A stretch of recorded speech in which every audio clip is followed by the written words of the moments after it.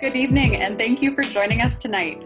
My name is Isabella Wallmow, and I'm the founder of the Seeds for Change Garden Project, which is a permaculture gardening program and a juvenile detention center in Illinois.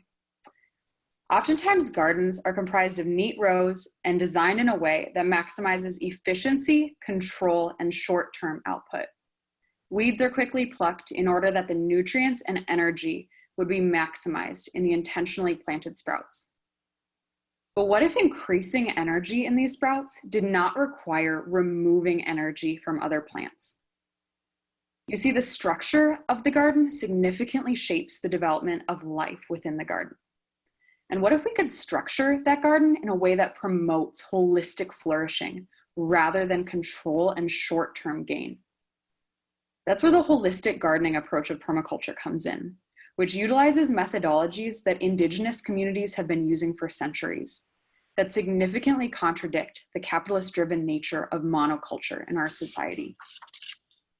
In a similar vein, the criminal justice system in many ways functions as a place where the weeds in our society go. Our societal structures in many ways have failed to promote human flourishing. But what might it look like to orient our societal structures in such a way that promotes flourishing rather than marginalizing valuable human lives in our society? For 3 years now, I've been volunteering at a juvenile detention center in Illinois.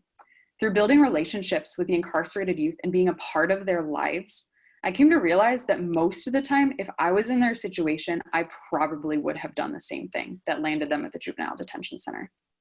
After recognizing the multi-layered traumas that the justice system creates in human bodies, I realized that it was my duty to be a part of the solution.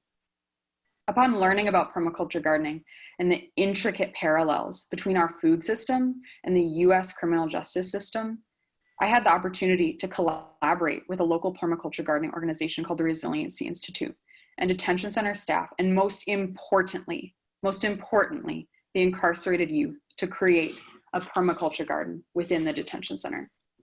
The vision for this space was to be one of healing, learning, and growth for the incarcerated youth. Not only would the youth participate in the program, but they would be central to each decision made regarding the direction of the program.